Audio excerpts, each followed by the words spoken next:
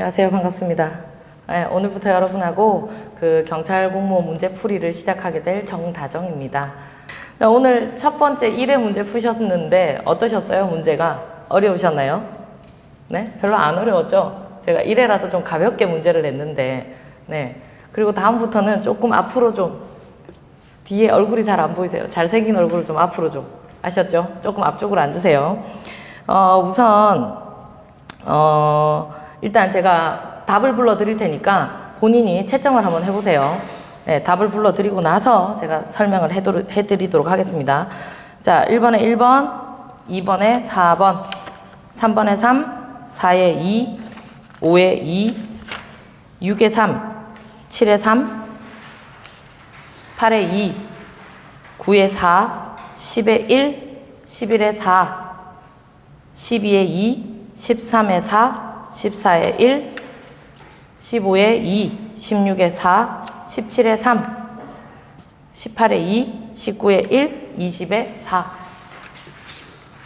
자, 다 맞으신 분 자신있게 손을 번쩍. 없으세요? 아, 다 맞으셨어요? 아, 축하드려요. 네. 일단 제가 오늘 여기 창원고시학원에 처음 이제 와서 지금 수업을 해요. 이게 지금 여러분들하고 하는 게 첫 수업인데, 제가 이제 부원장님한테 말씀을 드렸을 때는 여기 계신 우리 수험생 분들께서 역사 공부가 굉장히 잘 되어 있어서 간단한 기본적인 것만 설명을 해드리면 다 알아들으실 거다, 그렇게 말씀을 하셨어요. 근데 이제 제가 여러분들하고 처음부터 이론 강의를 시작을 한 게 아니기 때문에 어느 정도를 알고 계신지를 제가 잘 모르겠어요. 그래서 우선 1회는 제가 굉장히 조목조목 설명을 해드릴 참이에요. 조목조목. 그리고 1회 문제를 풀고 나서, 아, 선생님, 이 정도까지는 우리는 그 정도까지는 설명을 안 해주셔도 됩니다. 그건 다 알고 있습니다. 조금 더 간단하게 하셔도 됩니다. 라고 하시면 제가 조금 더 스피드하게 진행을 할 것이고, 지금처럼 조목조목 설명을 해주세요 하면 제가 천천히 가도록 할게요. 그래서 1회는 제가 천천히 갈 겁니다. 그래서 이번 시간 안에 1회 문제 풀이를 다 못할 수도 있어요. 그러면 쉬는 시간 끝나고 나서 2교시에 마저 할 거니까 그런 패턴으로 오늘은 진행을 한다라고 생각을 하시고, 괜찮겠죠? 네, 그러면 1번부터 보도록 하겠습니다. 자, 1번. 다음 기역에서 리을에 들어갈 말을 바르게 배열한 것은, 우선 첫 번째, 기원전 8에서 9세기라고 한다면 700년에서 800년을 말하는 거죠. 기원전. 그렇기 때문에 이 시기 하면은 우리나라에서 그냥 대표적인 연도로 봤을 때는 고조선이라는 청동기 국가가 수립이 되어 있었기 때문에 당연히 벼농사겠죠. 그리고 두 번째는 식량을 채집 단계에서부터 생산 단계로 변했다. 그래서 농업혁명이라고 한다면 신석기 혁명을 말하는 거고, 그리고 세 번째에 맨 뒷구절에 보면 독자적인 개성을 지녔다. 그래서 독자적인 우리나라의 유물이라고 한다면 대표적인 게 세영동검이고, 또 여러분 뭐가 있어요? 독자적인 유물이라고 한다면, 청동기 유물이라 한다면 뭐 있죠? 안 들리는데 네? 뭐 있어요? 세영동검하고 잔무늬 거울이죠. 세영동검, 잔무늬 거울, 그리고 하나는 거푸집입니다. 그거 세 개가 우리나라의 대표적인 독자적인 청동기 문화예요.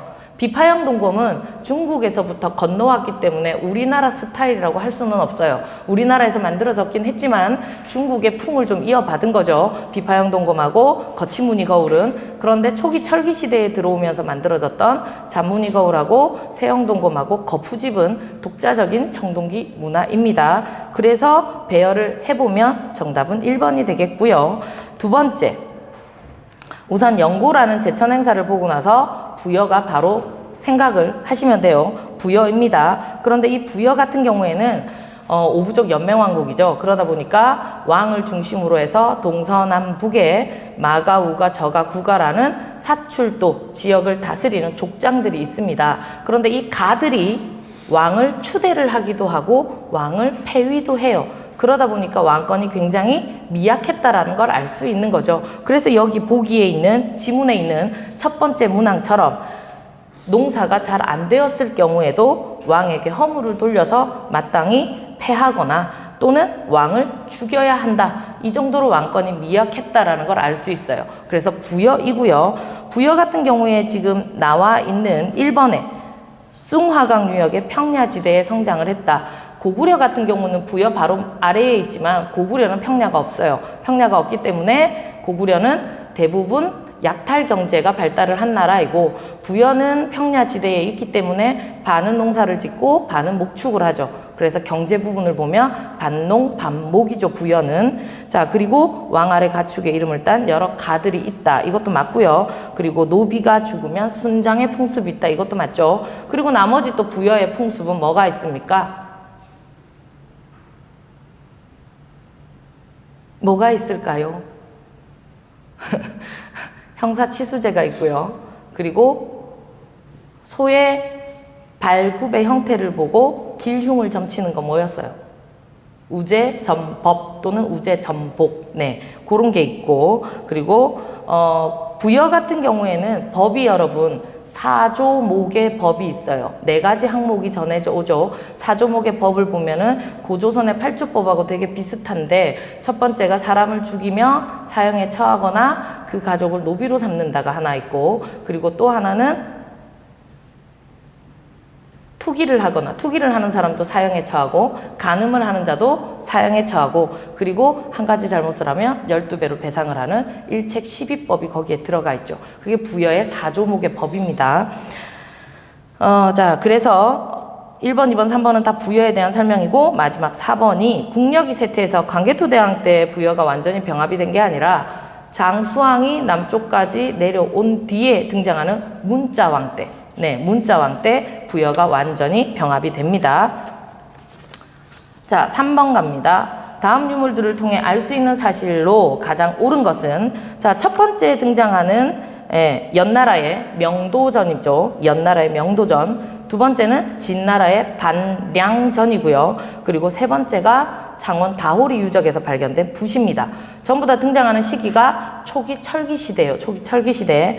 그래서 초기 철기 시대라고 한다면 이 유물을 보고 우리가 알 수 있는 거는 중국과 활발하게 교류를 하였다. 네, 1번에 나와 있는 계급의 분화는 청동기고요. 2번에 농경 처음 시작은 신석기죠. 그리고 4번에 철제 농기구 사용이 이 초기 철기 시대에 보급은 됐어요.